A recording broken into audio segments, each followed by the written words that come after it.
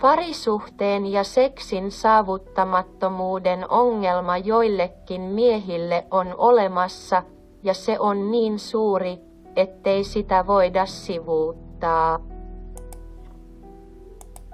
Sen kohtaavat kutsuvat itseään inseleiksi.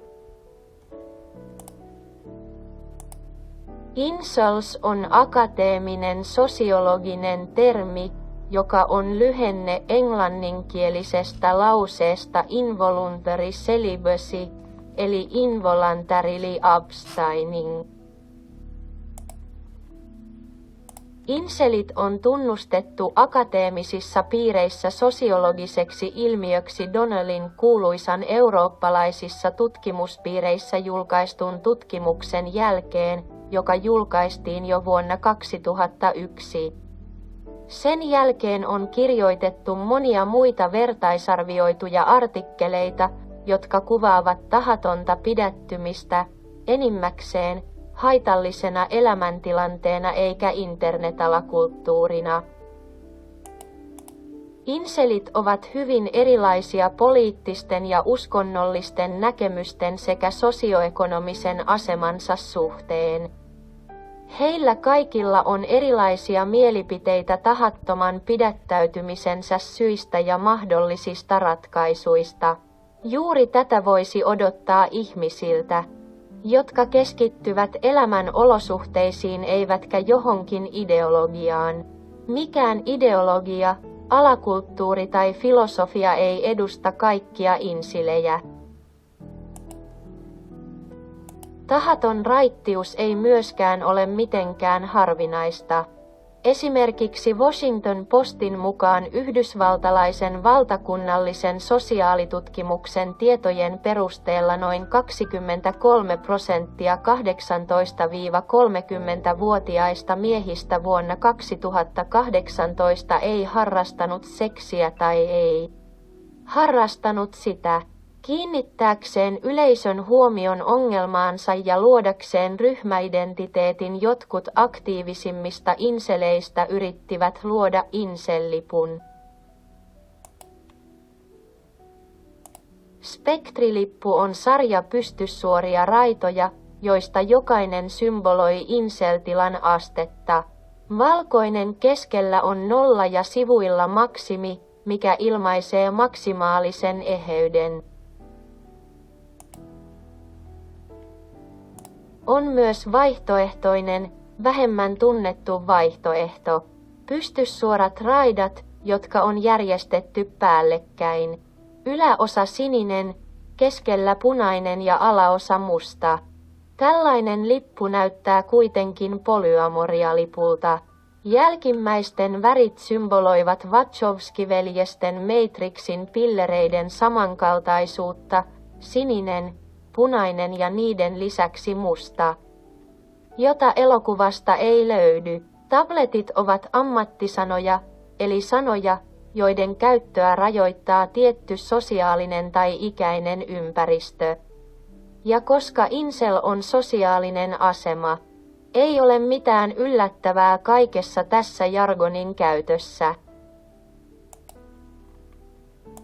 Sininen pilleri tarkoittaa sitä, että hyväksyt ehdoitta väärennetyn, puolueellisen, uusliberaalin tai oikeistoideologisen median näkemyksen. Niiden latteudet ja olematta ajattelematta incel-statustasi, elämistä ikään kuin sitä ei olisi olemassa, mutta samalla silti sietämätöntä kärsimystä. Loppujen lopuksi, kuvaannollisesti sanottuna, vaikka kuvitteletkin käveleväsi paljain jaloin nurmikolla, et silti pysty kävelemään kynsien päällä pitkään aikaan. Punaiset ovat niitä, jotka kieltäytyivät sinisestä pilleristä, niitä, jotka ajattelevat järjestelmää vastaan ja jakavat epäsuositun tavanomaisen viisauden. Venäjänkielisessä ympäristössä tämä on esimerkiksi seksikommunismia Aleksei Podnebesnin vaginokapitalismia vastaan. Punaisesta pilleristä kehitettiin toinen musta. Mustat pillerit väittävät, että fyysinen vetovoima on tärkein tekijä miesten menestymisen seurustelussa, erityisesti nykypäivän länsimaissa. Edellä olevan perusteella on ymmärrettävä, että nämä jargonit ovat vain ihmisten yrityksiä löytää syitä tilanteelleen, eivätkä jonkinlaista kaikkien tunnustamaa perustavaa laatua. Loppujen lopuksi punapillerit eivät ole samaa mieltä mustien pillereiden kanssa, ja mustat ja punaiset eivät ole samaa mieltä sinisistä pillereistä. Ihmiset vain yrittävät löytää ratkaisuja parhaan älykkään kykynsä mukaan ja panettelevat tai peruvat niitä sen takia barbaarisuus, fasismi. Insilejä löytyy periaatteessa mistä tahansa maasta, kuten useiden tutkimusten tiedot osoittavat. Niitä on Yhdysvalloissa, Euroopassa, Latinalaisessa Amerikassa, Oseaniassa kaikkialla. Niitä on myös Venäjällä. Maassamme insilejä edustaa pääasiassa sähköyhteisö The First Incels Movement. Linkki heidän kanavalleen videon kuvauksessa. Eli inselit eivät suinkaan ole jonkinlainen länsimainen trendi, vaan maailmanlaajuinen, globaali sosiaalinen ilmiö. Suurin määrä heistä, kuten uskotaan, on Kiinassa ja Intiassa, koska juuri näissä maissa havaitaan suurin miesten valta. Siksi he eivät myöskään ole missään nimessä pahojen valkoisten miesten yhteisö, kuten feministiset miesvihaajat usein maalaavat, vaan merkittävä osa maailman väestöstä. Suuret insel-yhteisöt eivät rohkaise tai hyväksy joukkomurhia. Tämä on selkeästi todettu sekä Inselvikissä että epäsuorasti Venäjän ensimmäisessä liikkeessä. Mutta tietysti on naiivia uskoa, että kaikki inselit ovat moitteettoman hyviä, samoin kuin missä tahansa yhteiskuntaryhmässä, niiden joukossa on moraalittomia. Mutta radikaalit feministit todella vaativat väkivaltaa ja murhia, sillä he kutsuvat tappamaan kaikki ihmiset. Ja Venäjällä niitä on melko paljon, ja siellä on jopa ensimmäisiä uhreja. Joten vuonna 2022 Krasnojarskissa 19-vuotias tyttö, joka vaihtoi sukunimensä Devökiniksi, ampui ensin isänsä ja tuli sitten aseella päiväkotiin tappaakseen kaikki siellä olevat pojat. Oikeus tuomitsi feministin 5. heinäkuuta 2023 ja määräsi hänet 17 vuodeksi rangaistusiirtolaan. Wikipedian mukaan feminismi on ideologia, ideologioiden kirjo. Ja jos feminismiin sisältyy radikaali feminismi eli miesviha, kehotukset tappaa kaikki miehet.